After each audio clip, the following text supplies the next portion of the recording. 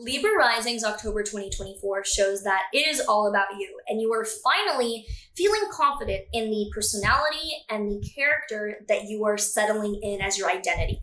So if you are excited to dive into what exactly you can expect this October for you based on your rising sign, make sure that you like, subscribe, and hit that notification bell so that you are always up to date with what the stars have in store for you. If you're new here, hi, I'm Maren. I make videos on astrology, and I also make music and have movies coming out, so there might be more info on that. Around when this video comes out. But anyway, all my stuff is linked down below. Whether you want private readings from me, want to learn with me in my courses that are not on YouTube, or listen to my music, all the things, it's linked all down below. First, we're going to run through the astrology, and then we will pull a tarot card.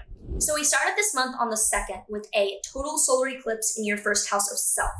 So having the eclipses over the past year and a half in your first house of self has emphasized letting go, clearing out, or cutting cords of versions of yourself that you are not secure in or that you are not confident in. It's been a clean out month of what your focus is and what your identity has been. It could have been a time of changing your aesthetic or changing what your values were, specifically physically. But this solar eclipse shows that you're finally committing to or making a decision that's like, no, this is my aesthetic, my persona, this is who I am, I'm going to commit to it. On the 5th to the 6th, Mercury, also in your first house, is going to square Mars in your 10th house. So there is a conflict and there's a frustration between your identity and your career over a lot of this month, specifically early on. Thankfully, however, from the 7th to the 9th, Mercury and Venus are now in your 2nd house of income. They're trine Mars in your 10th house of career. So even though your identity is kind of at odds with your job, you're making money and you're able to be profitable, definitely. On the 9th, Jupiter is stationing retrograde in your Gemini 9th house of either education or travel.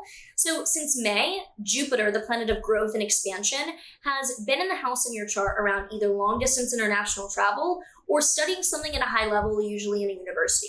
This shows that even though you might be pursuing those things, you're taking a step back to reconsider, revise, or work on what your focus was. And you're not making new decisions. You're going back to revise, edit, or slow down. On the 12th to the 15th, the sun in your first house will square Mars in your 10th house of career, again highlighting this discrepancy, this frustration, this issue with your identity and your career. On the 14th to the 15th, Venus in your Scorpio 2nd house of income is going to square Uranus in your 8th house of investing. So do be aware that the middle of this month, there's likely going to be financial random chaos. You make a decision and it's financially wild. There's unexpected financial chaos middle of this month. It's not that bad. It's just chaotic and volatile. Then on the 17th, there's a lunar eclipse in your 7th house of committed relationships. So lunar eclipses are endings or chapters where you're letting go. This can show that after a year and a half of pouring your focus into a relationship of either a romantic, business, friendship kind, you are now no longer deciding to invest in this relationship, and let's say the contract has ended, or it could simply be that you've spent a year and a half really trying to make this relationship work. It's been long distance. Now you don't need to put that effort in, and it's a chapter of letting go of that effort. So it could be for some people a breakup. It could also be a letting go of a value or situation that was committed in your life. It's the ending of a partnership that was a year and a half focus, but it doesn't mean that it's a breakup. It could be a change of that. It could be a change of the relationship. Also on the 17th, Venus is entering your Sagittarius 3rd house of writing or content. So it looks like you're going to be productive in writing the last week of this month or so, or the last half or so. On the 23rd, the sun will be entering your Scorpio 2nd house of income, lining up money as we end the month. On the 26th to the 29th, Mars in your 10th house of career will be trine Neptune in your 6th house of physical health and wellness. So do expect that you're going to be working hard and making a lot of money and getting along well with your coworkers end of this month. You were dedicated to something. On the 28th, however, Venus will square Saturn between your 3rd house of productivity and your 6th house of physical health or coworkers. So it does seem like there's a physical health limitation, or your coworkers are finally you can't work that much, and you're damn it, I wanted to work more, and you're being slowed down quite a bit. And we end the month on the 30th to the 31st with Mercury opposite Uranus again in your 2nd and 8th financial houses. So we're ending the month again with news that is financially an uproar or is quite crazy, and that is something that you might be getting strange financial news throughout this month.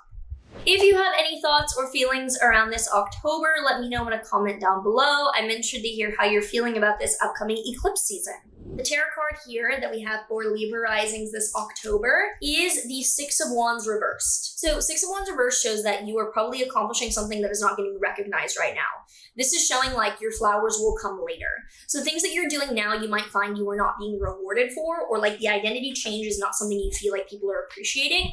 It will come, it is just delayed. There's a lot of retrograde shit. If you enjoy this, make sure that you like and subscribe, do all the other things, share this if you know someone with this rising sign as well. It all helps, and I know that a little under 50% of you are subscribed, so let's get it closer to 100, please. You could be the person that goes up like a couple percent. It all helps. Anyway, have a good eclipse season, enjoy your October, and I will see you in the next one. Bye!